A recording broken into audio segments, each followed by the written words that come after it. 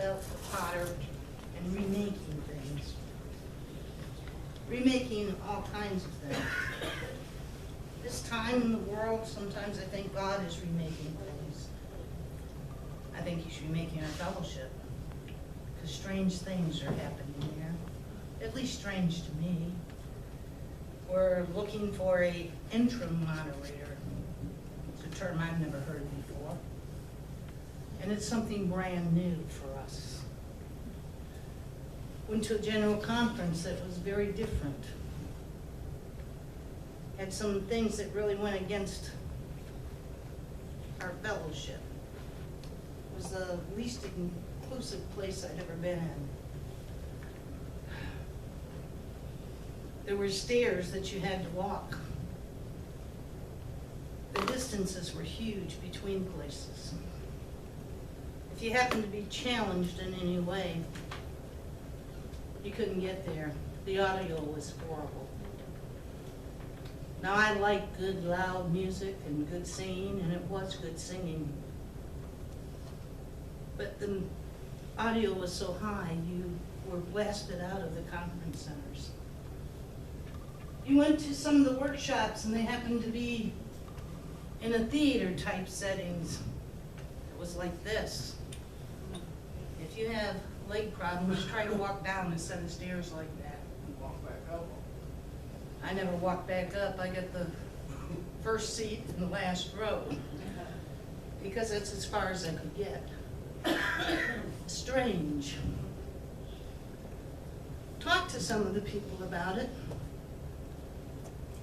And the most enthusiasm I found there, and the people that were the most on to the things like inaccessibility, were the young people.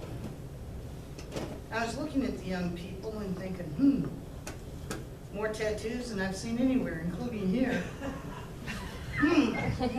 More piercings than I've seen anywhere. More purple, blue, green, crew cuts on the women than I'd ever seen. Strange things. But I heard them speak. And I heard the passion in their voice. And I heard how they love God and how they're going to bring that message to a new generation. And I thought, God's doing some work here. And maybe I'm just getting old. And I looked at a lot of those things. And I think, in the potter is at work. I look at my own heart and soul and the things that have changed in my life. And I think the potter is at work. I think of the passion I had when I first came into the fellowship. Couldn't hold us down. Begged to preach at any occasion I could. Now it's, Lord, let me sit in the back of the church if I'm not my own. And I'm happy listening to the folks around me preach the gospel. God is at work with each and every one of us. I look at a church and it breaks my heart now. We've got a larger attendance today than normal. Did you know that? There's 18 of us here. What happened to the days we were almost full? 30, 40. It wasn't unusual. I look at the offering and I think, $75. Well, we can pay Besa for cutting the grass because she's only charging us $5 a week. But I don't know if there's another bill we can pay. God, are you doing new works here? God, is it time for a new pastor? I think of that too. I think Kathy went through that when Elizabeth's town closed. Is that what's happening here, God? I need some answers. I think of Jesus in the gospel, talking to a bunch of people. And I think how true it was in my life. Now, none of us like to admit it, but when you take on the ministry, you give up some things. Now, you all know I have 3 kids. I moved a long way away from them. I had my son follow me, so God bless me in that. But I have daughters that I hardly ever see. I have grandchildren that I saw maybe 4 or 5 times in their entire life, and one of them was in college.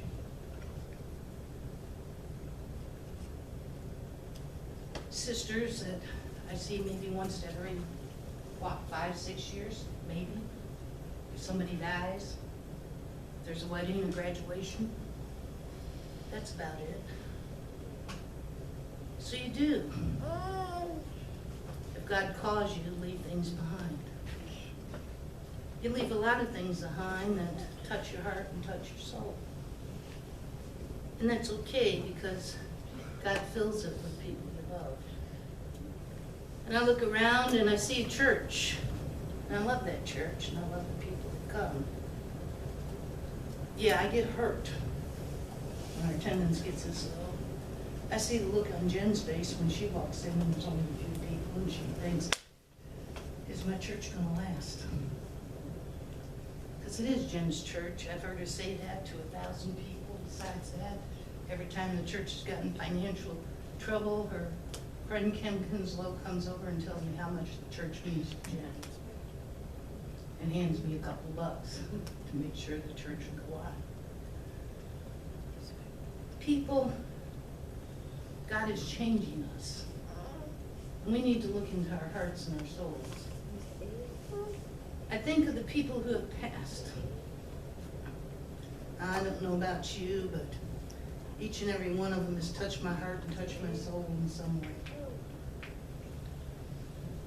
We buried Chuck. I buried Vicki Manning. I buried Jim Bridges. I missed Susan's funeral. It broke my heart because I got lost. I still don't know Western Kentucky as well as I should. I didn't know it was right down from your house. I should have made a phone call. If you'd have called me, I'd have told you right where to go. I should have made a phone call, but instead I relied on modern technology. There you go, that's what you missed it. It just doesn't give you the names of the roads that things are on.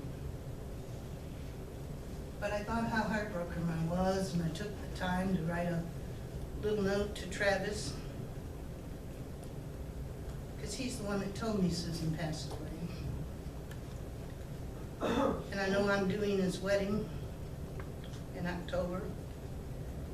And he wrote to let me know how happy it made his mother that her church was doing his wedding.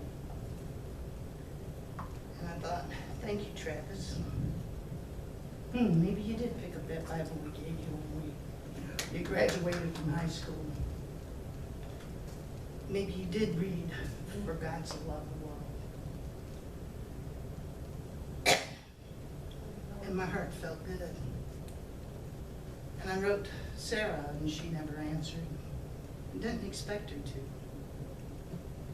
But my heart breaks for Sarah because she spent a lot of years with Susan. She raised Travis. And so my heart breaks for Sarah.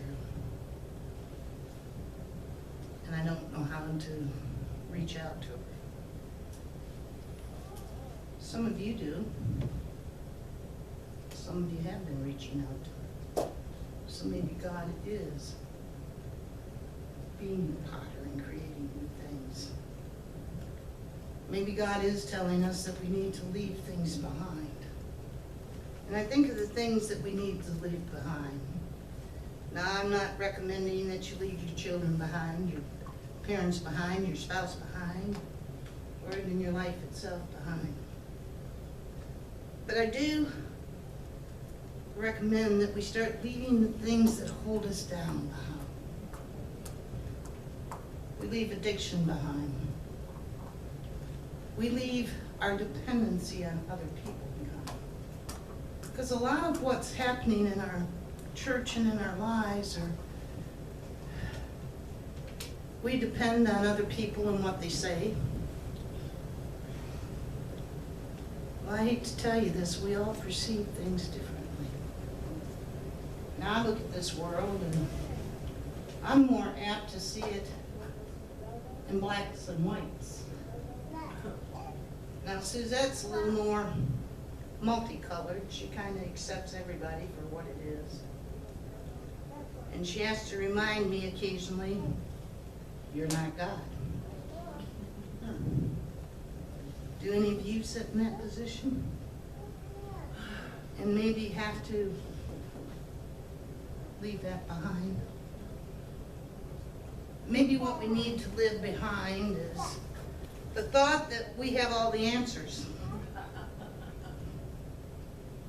I used to believe that, especially when I was a single mom and bringing up those kids. I thought for sure I had all the answers of exactly what they should do and when they should do it. What time they should be in the house, what time they needed to go to bed, how much spending money they needed, how they needed to get a job when they got older enough. I think of all of those things. I think of now as I see my son raise his children, and I think sometimes I want to tell them the exact same thing. Tell those boys to get a job. You can't afford to do everything for them. But I think that's not my place. That's my son's place to decide what he's going to do and how he's going to bring his children up. And he must be doing a pretty good job because, you see, I like those boys. I think they've turned out pretty good. I think of all those things that we do. And what is God, or Jesus, telling us to leave behind? Is he telling us to leave behind our prejudice? Oh, we all have them, whether we'll admit it or not. Is he telling us to leave behind our judgmentalness? Is there such a word? Is he telling us to leave behind our concepts of what church should be like, what the fellowship should be like, what church members should do? Is he telling us to just accept people the way they are? To take our responsibility in keeping things up? Now, so many of us are so willing to say, I don't have time. I don't have energy. My body won't let me. We're good at that. But there are things God will let us do and has called us to do, and one of them is to be humble. To be humble, to work for justice, to offer helping hands to those around us, to look and see what we can do. It always thrills me when I walk into church. I see Diane vacuuming and Jim sweeping and cleaning and people doing things.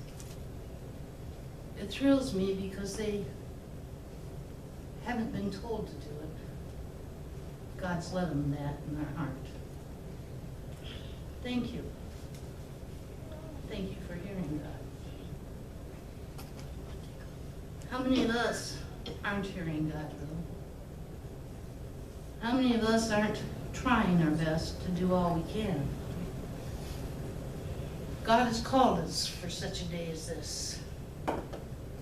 He said, leave behind all those things that are holding us down, even our lives itself. For God has something so much better for us. He has things to give us, gifts, if we just open our hands, open our minds, and open our hearts. I think about the church picnic, and I hope every one of you come and bring a friend, because we'll have plenty of food. Because I think about it's one thing I can give back to the church for all the joy they give me. My poor partner, she just goes along with me. And God bless her for it. Think of the joys in life and the things we can give instead of the things we can take. For see, when I give, God fills me even more with precious gifts. You know, precious gifts of new friends, precious gifts of just feeling good, precious gifts of hearing God's voice and direction in my life. I love the fact that God sometimes sends us places we don't want to go, right, Michelle? The blessings we get when we go. I love the fact that I become less and less judgmental in life, and I pray we all do. You know, I don't know what drives people to drink or using drugs, because personally, when I try it, I get sick.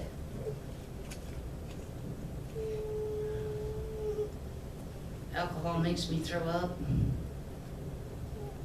One time I tried marijuana, I sure didn't like that feeling of not being in control.